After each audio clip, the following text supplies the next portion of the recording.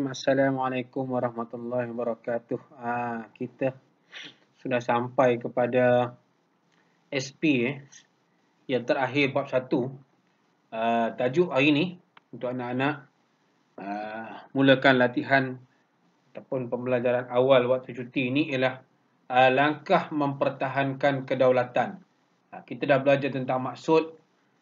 Kita belajar dari segi bahasa, pandangan tokoh, kepentingan, ciri dan sebagainya. Hari ini kita nak belajar tentang langkah. Yang ini pada cikgu ini lebih kepada kemahiran berfikir lah. Langkah mempertahankan kedaulatan. Siapa yang bertanggungjawab mempertahankan kedaulatan anak-anak? Jadi kalau kita tengok di sini anak-anak, kita akan jumpa awal-awal orang yang terlibat. Siapa yang terlibat dah tentu dua. Pemerintah, rakyat. Okey. Sekarang kita nak buktikan macam mana kedua-dua ini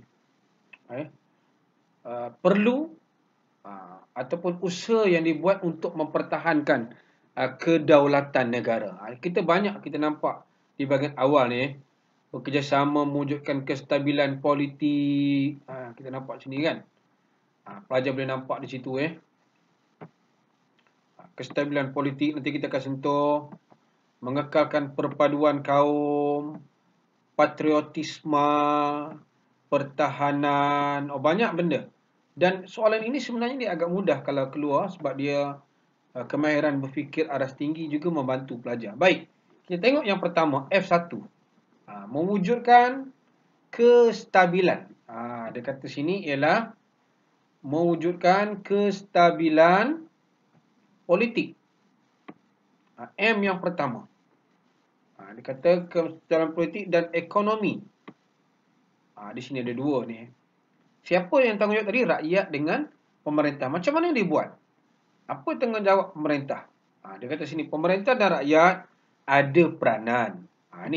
Ni penting. Peranan ada. Okey.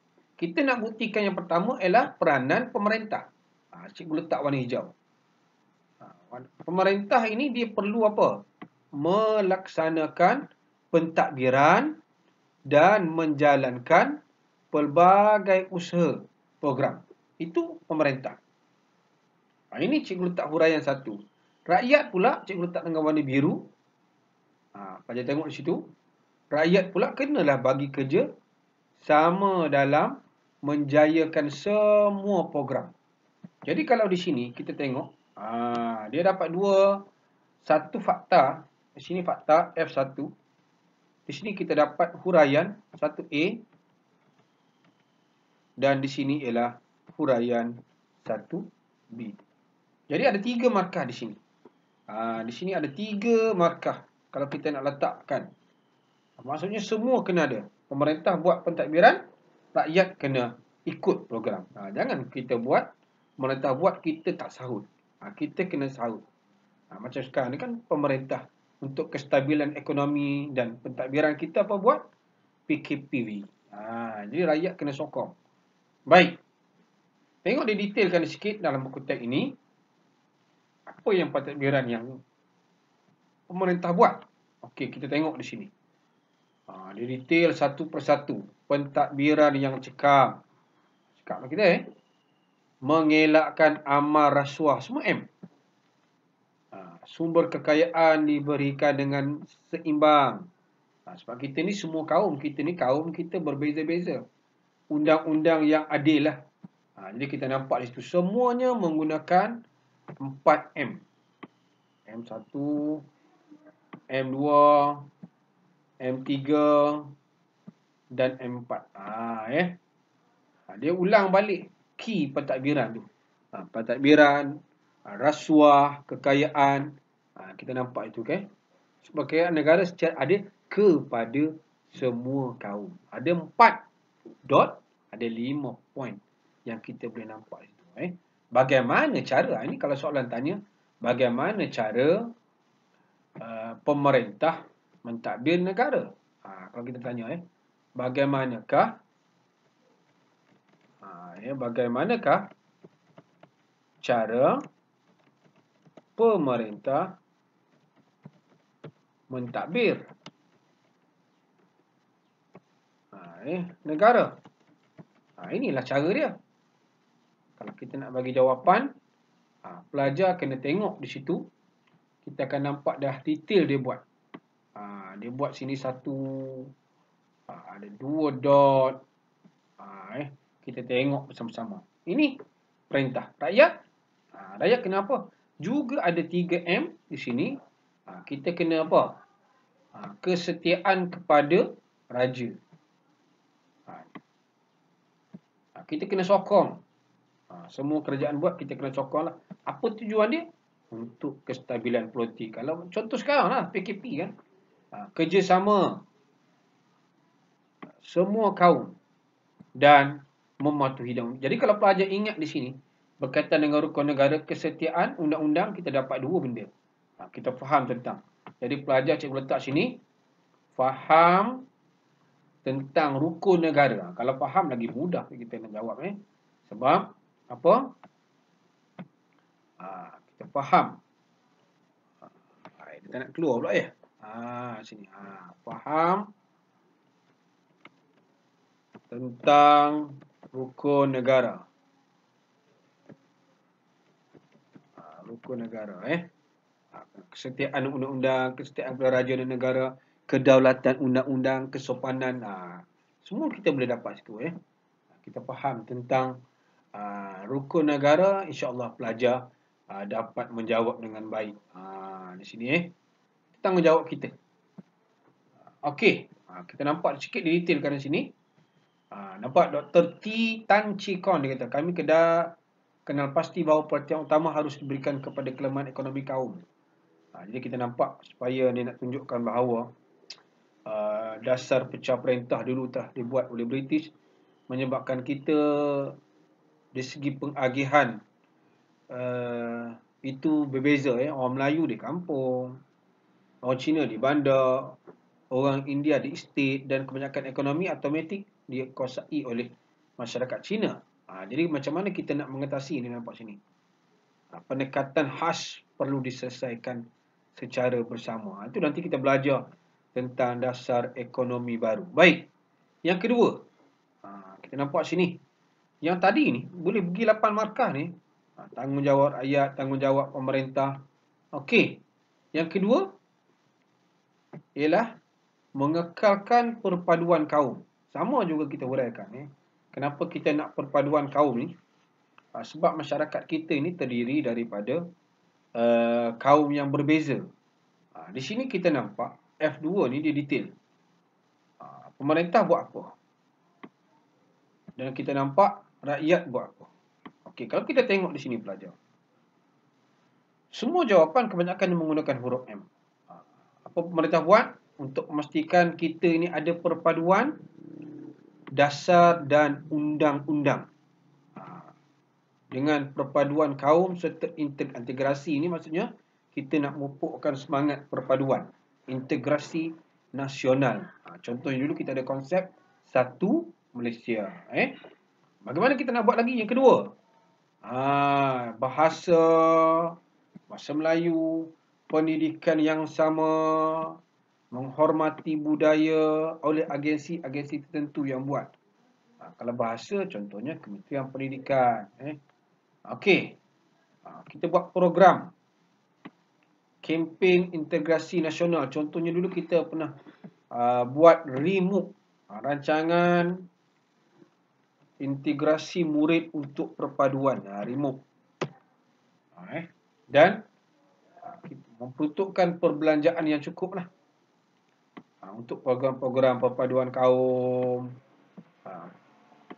utamanya di kawasan-kawasan yang melibatkan masyarakat yang terdiri dari pelbagai kaum. Contoh di bandar lah, macam di Ipoh, Taiping, Kuala Lumpur dan sebagainya. Okey, tengok peta ni, peta pula stamp ni. Ini kepelbagaian budaya. Biar rakyat, nampak rakyat buat apa? Kita kena menghormati prinsip rukun negara. Bahasa kebangsaan, menghormati agama lain, bertoleransi, melibatkan diri. Ini banyak macam jawapan pelajar boleh buat peranan kita untuk mengekalkan perpaduan kaum. Kalau soalan tanya, ini peranan kita mengekalkan perpaduan kaum tadi untuk kestabilan ekonomi dan politik. Ini perpaduan. Ini sudah pergi fakta yang kedua ni. Detail ni. Pelajar kena tengok betul-betul supaya kita tak tertinggal.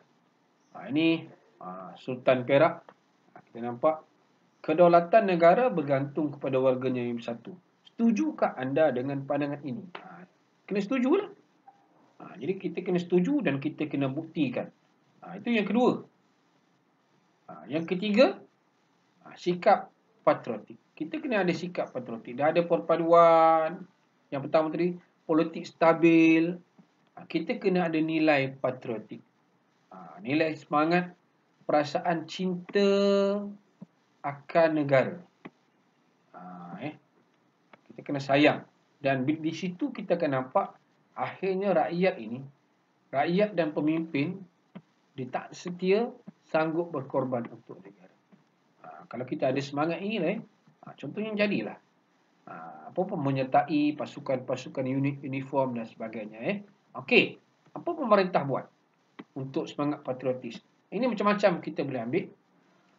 Kalau kita letak warna hijau di sini, sambutan hari kebangsaan misalnya. Sambutan hari merdeka kita buat setiap tahun. Hari pahlawan untuk mengingati pahlawan-pahlawan kita yang telah meninggal dunia sewaktu mempertahankan negara. Mewajibkan mata pelajaran sejarah. Ini bagus ni. Supaya ada perasaan cakna dengan sejarah negara. Kempen. Filem. Kan kita ada banyak filem kan. Contohnya filem Lieutenant Adnan Putra. Bukit Kepung. Pengiktirafan. Jalan kan. 2-3 hari lepas semalam cikgu terdengar. Kita ada jalan baru di Kuala Lumpur. Jalan yang dibenarkan ataupun digazetkan oleh Kerajaan Selangor bagi menghargai Allahyarham Tunku Aziz. Itu tokoh juga. Okey. Jadi kita nampak ini pemerintah. Rakyat. Rakyat. Ini kita tengok. Apa rakyat perlu buat? Rakyat kena menghormatilah. Menghormati apa kita nampak di sini. Menghormati lambang negara. Jangan kita seperti apa? Jatah. Lagu negaraku. Jalur gemilang. Menghargai adat. Dan sebagainya. Menghargai tokoh pelbagai kaum. Azhar Aziz misalnya tokoh. Azhar Aziz itu tokoh. Cuba cari siapa tokoh. Siapa itu Azhar Aziz. Dan kita tengok bila kita nyanyi lagu apa berkaitan dengan ini, Keranamu Malaysia ni, dia ada nilai apa perasaan patriotik yang tinggi. Buruh, nelayan dan juga petani, gaya hidup kini dah berubah. Nampak itu kita nampak. Okey. Itu.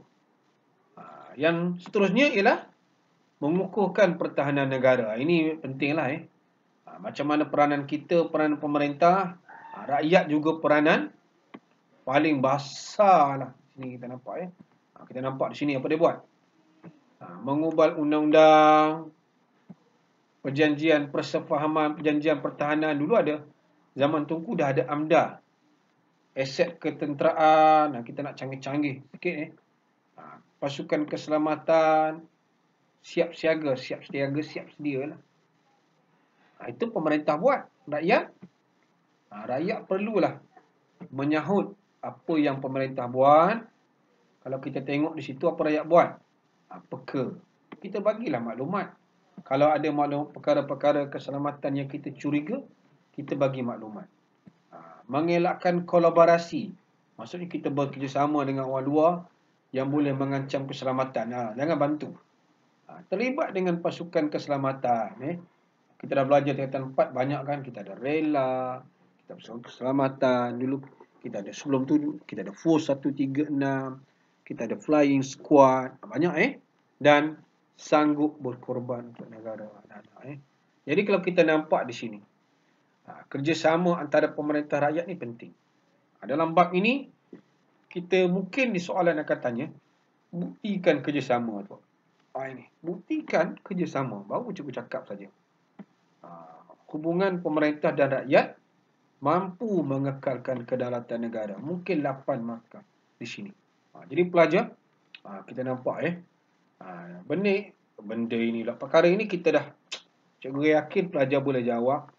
Macam mana kita nak pastikan negara kita stabil, macam mana nak wujudkan perpaduan, semangat patriotis dan sebagainya. Baik, sedikit kita belajar. Harapan cikgu anak-anak dapat menguasai bab 1 ni dengan baik. Dan selepas ini kita akan buat siri kedua